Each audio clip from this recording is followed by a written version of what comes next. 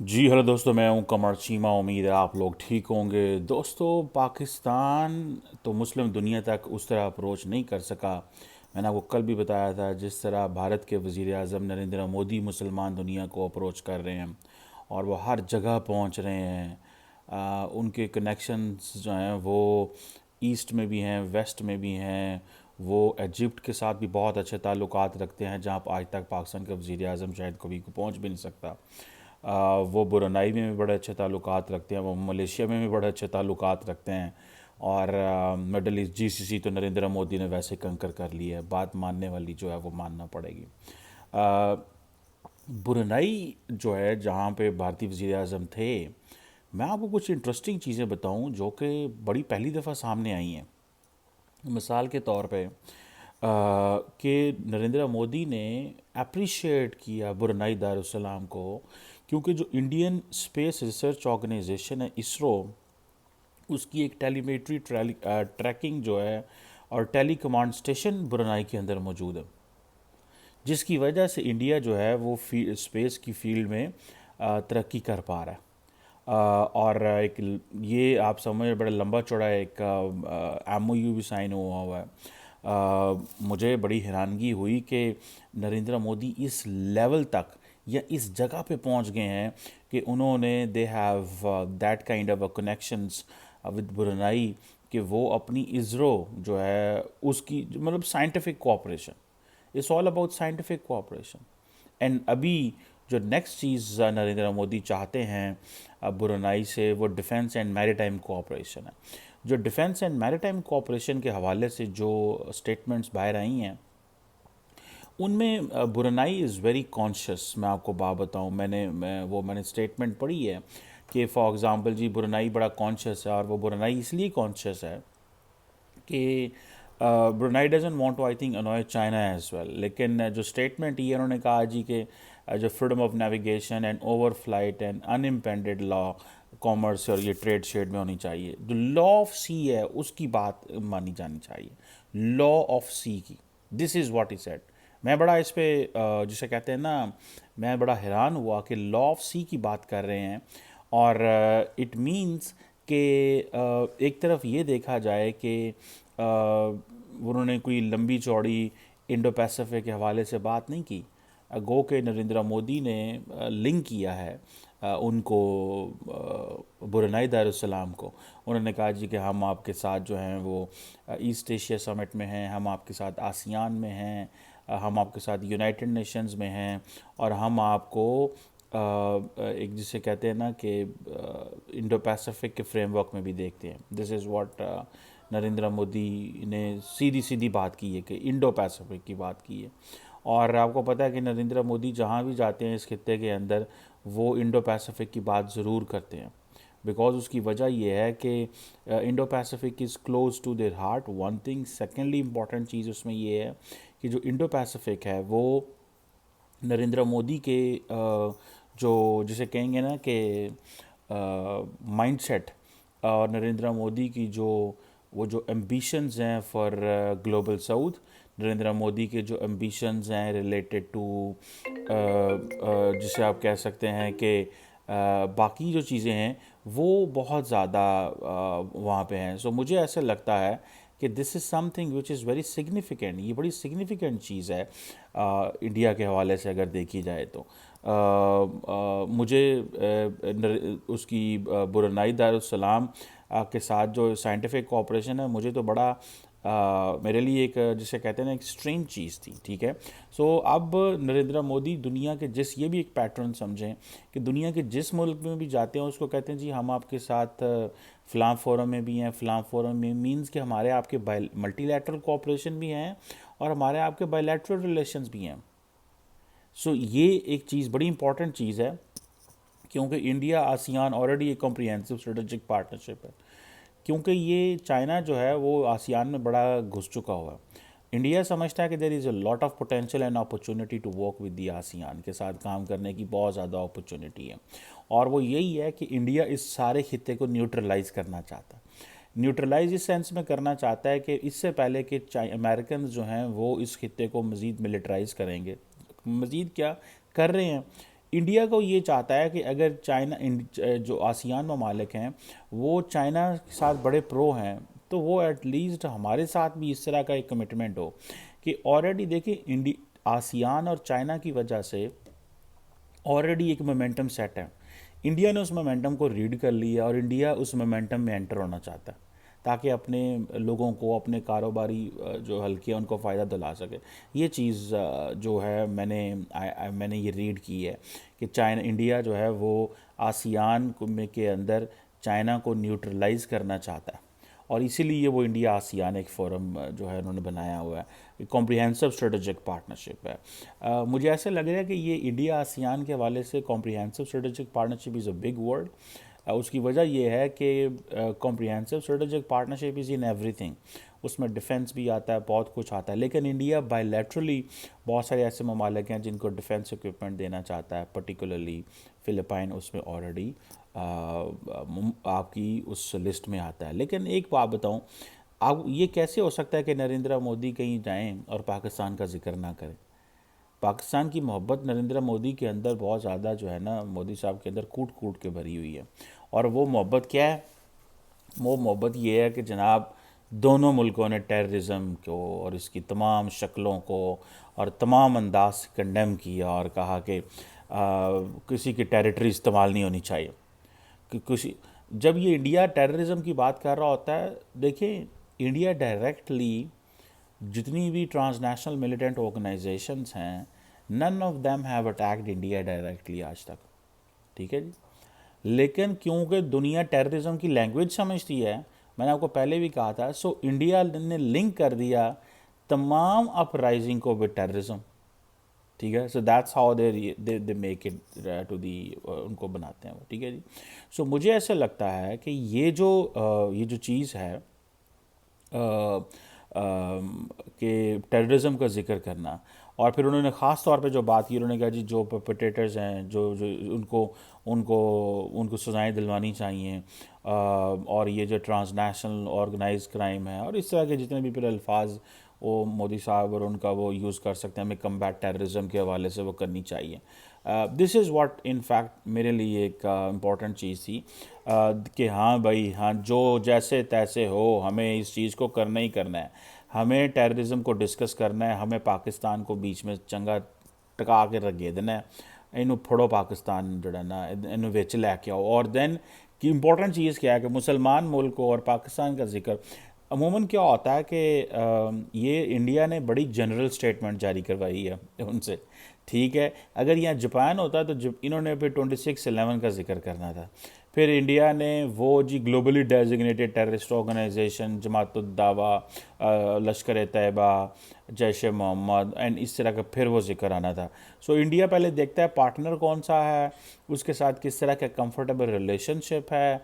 तो ये चीज़ें हैं कि इंडिया ये जब साउथ ईस्ट एशिया में आता है तो यहाँ पे जाकिर नाइक भी इम्पॉर्टेंट एक प्लेयर आ जाता है जिसका बहुत इन्फ्लुएंस है इस मुस्लिम पॉपुलेशन में। मलेशिया वगैरह में जब मलेशिया के प्राइम मिनिस्टर आए थे इंडिया, तो इंडिया डिड डिस्कस कि हमने एक बंदे को बैन किया हुआ है, और वो क्योंकि तबलीग करता है तो Zakir like I haven't heard him much, but मैंने उसको ज़्यादा ये उसके क्लिप्स ही देखे हैं, मुझे नहीं पता वो किस तरह की उसकी स्कूल ऑफ थॉट है, but he has been very popular because of his peace TV and all that. लेकिन पाकिस्तान में नहीं वो इतना ज़्यादा मेरा ख्याल है सुना जाता।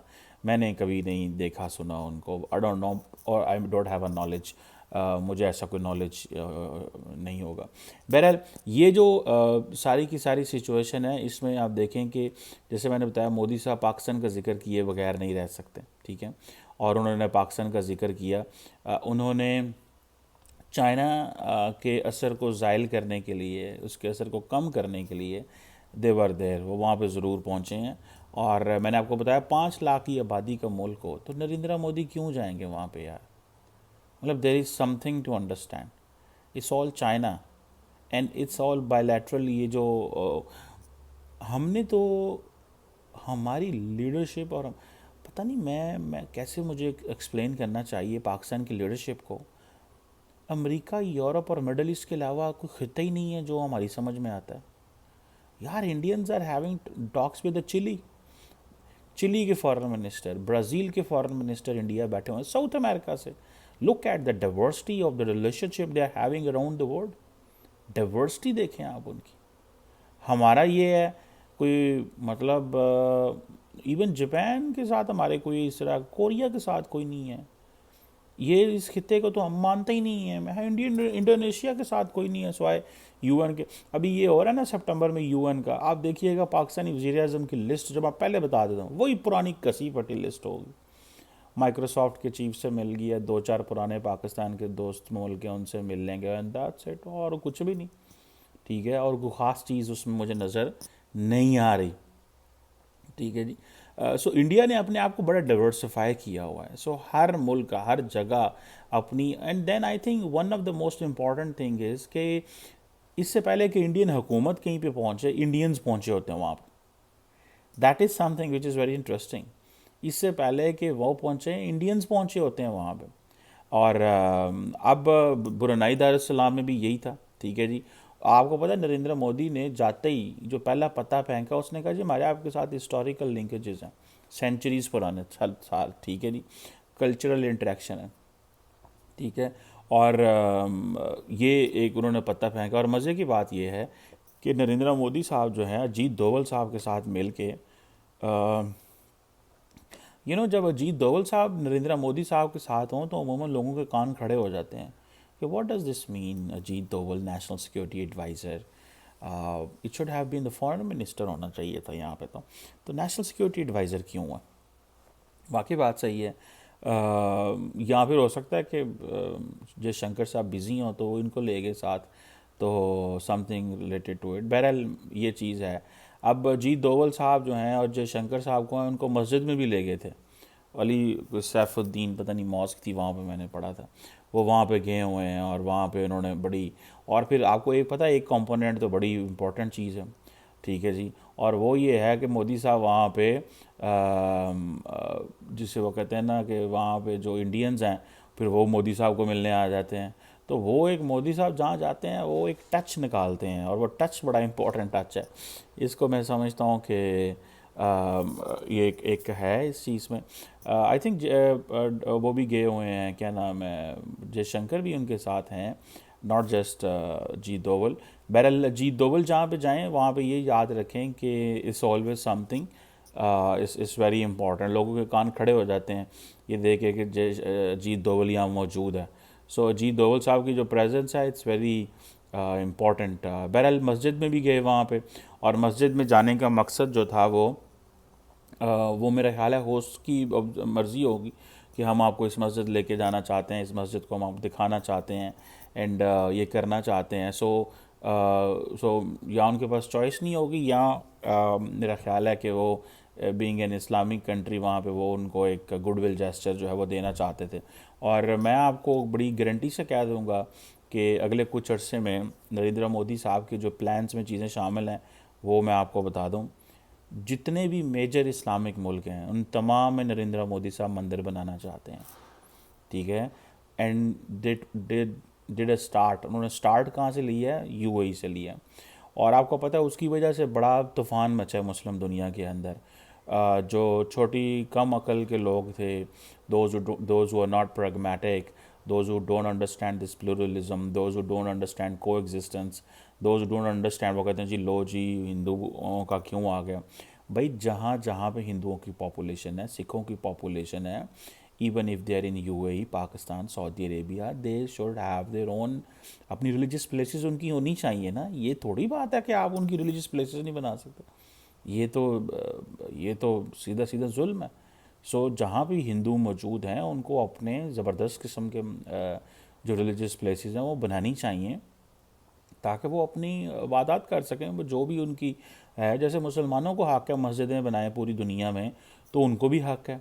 मैं आपको बता रहा हूँ कि ये नरेंद्र मोदी साहब क्योंकि they are projecting them self as a Hindu Rashtra, तो they have this in mindset कि हमें ये जो मुस्लिम वर्ल्ड है इधर मंदिर बनाना है। ये बेसिकली आप यही समझ लें दूसरे लफ्ज़ों में कि शायद नरेंद्र मोदी का माइंड सेट ये है कि Muslims came in all these areas, मुसलमान इन इलाकों में आए और हमारे इलाकों में आए, उन्होंने यहाँ पे लोगों को कन्वर्ट किया, यहाँ पे मसाजिद बनाई, ये सारा कुछ किया। अब हमें वापस जाके उनके इलाकों में मंदिर बनाने चाहिए इन अ डिफरेंट वे। सो ये एक बायलैटरल, लेकिन ये वो चीज़ें वहाँ पे कर सकते हैं जहाँ पे बायलैटरल ताल्लुकात बहुत अच्छे हों, ठीक है। देन वहाँ पे इंडियन हिंदू पॉपुलेशन भी बहुत बड़ी तादाद में, जो कि मेरा ख्याल है कोई ऐसी बुरी बात नहीं है, होना चाहिए। लेकिन एक चीज़ याद रखें, मोदी सेटिंग अ लेगेसी। ये मोदी एक लेगेसी ज़रूर छोड़ के जा रहा है। आप देखें कि मोदी साहब ने उधर क्या नाम है, आई थिंक एक बॉब्स मंदिर जो है उधर न्यू जर्सी में भी है, उसके ऊपर हमने पता पहले बात की हुई है। सो वहाँ पे भी है। फिर ये इन्होंने अबू धाबी में बनाया है, ठीक है। अभी और जगह भी बनाएंगे, ये आप देखिएगा, ये सऊदी अरब में भी बनाएंगे, ठीक है। और जिस दिन सऊदी अरब में हो बनेगा मंदिर, आप बहुत सारे पाकिस्तानियों ने और मुसलमानों ने एक दफ़ा तो शोर डालना है, ये क्या हो गया, ये क्यों हो गया। हालांकि ये बड़ी नॉर्मल चीज़ होनी चाहिए, लेकिन मोदी साहब इसको जारी बात है वो अपने एक और अंदाज से देखना चाहते हैं। He wants to leave a legacy, he wants to give a message to the Hindus कि भाई लुसन, ये सारे लोग आए थे, इन्होंने हमारे इलाकों में आके कन्वर्जन्स की, लोगों को सिखों से मुसलमान किया, हिंदुओं से मुसलमान किया, बड़े पैमाने पे ये तबलीग करते थे, हम भी वही करेंगे। हम इनके घरों, इनके मुल्कों में जाएंगे, ट्रेड करेंगे, कारोबार करेंगे, इनसे इंगेज करेंगे, इनके साथ साइंस एंड टेक्नोलॉजी में कोऑपरेशन करेंगे, इंडियन इंस्टीट्यूट ऑफ टेक्नोलॉजी लेके जाएंगे, इसरो लेके जाएंगे, ये सारी चीज़ें लेके जाएंगे। और बाद में जो अपनी वहाँ पे जो फिलंथ्रोपिस्ट ऑर्गेनाइजेशंस हैं हिंदूज़ की, उनको कहेंगे कि हाँ भाई आप लोग यहाँ पे सारे ये कंस्ट्रक्शंस करो, ज़मीनें हम आपको लेके देते हैं हुकूमत की तरफ से। सो ये मोदी साहब आप देखिएगा कि इन कमिंग डेज़ ये होगा। आपको याद है कि जब राम मंदिर की ओपनिंग सेरेमनी थी, तो इन Mauritius, if I am not wrong, या मडागास्कर, पता नहीं, I think Mauritius, sorry, Mauritius के अंदर 3 घंटे की छुट्टी कर दी गई थी उस वक्त ऑफिस वर्कर्स के लिए, to see this big thing going on in India. So आप इसको इमेजिन करें कि ये कितनी बड़े पैमाने पे वो मोदी साहब ये चीज़ कर रहे हैं और ये हो रही है। बहरहाल ये एक बड़ी इंटरेस्टिंग चीज़ है मेरी ज़ाती नज़र में। ये मैं जो आपको चीज़ बता रहा हूँ, जो मैं आपको ये बता रहा हूँ, ये आप ट्रेंड देखिएगा आइंदा आने वाले दिनों में। This trend is going to be there, ये ट्रेंड होगा कि मोदी साहब कहते हैं जहाँ जहाँ हिंदू पॉपुलेशन है वहाँ वहाँ मंदिर बनेगा, और वो सारे, वो क्रिश्चियन वर्ड हो, वो मुस्लिम वर्ड हो, जहाँ जहाँ हो वहाँ मंदिर बनाने हैं। बिकॉज उससे, और दारुसलाम जो है ये भी is one of that place. But यहाँ पे बहरहाल 13-14 हज़ार के करीब इंडियंस मौजूद हैं। सो वो कैसे वो करते हैं, क्या करते हैं, वो एक डिफरेंट चीज़ है। बहरहाल ये एक चीज़ है, there is a lot of work which has been done. Even के इंडिया जो है वो इंटरनेशनल सोलर अलायंस में, coalition for disaster resilient infrastructure में, ग्लोबल बायोफ्यूल में उनको चाहता है। सो नरेंद्र मोदी जहाँ पे जाते हैं, जिस तरह का वो मुल्क देखते हैं, उस हिसाब से उनको चीज़ें ऑफ़र कर देते हैं कि हमारे पास ये इंटरनेशनल सोलर अलायंस का हिस्सा बने, और ग्लोबल बायोफ्यूल अलायंस का हिस्सा बने, इस चीज़ का हिस्सा बने, हम आपको कहते हैं। फिर आखिर में अब नरेंद्र मोदी ने एक पत्ता रखा हुआ है ग्लोबल साउथ समिट का। वो पत्ता भी वो खिलाते हैं कि जी हम दुनिया के जो बड़े इश्यूज़ हैं, जो प्रेसिंग इश्यूज़ हैं, जो कि ग्लोबल साउथ के लीडर्स को फेस करने पड़ते हैं, हम उसके ऊपर भी बात करना चाहते हैं। So that's how they are doing these days, but it's good, let's see what they are doing and how they do it.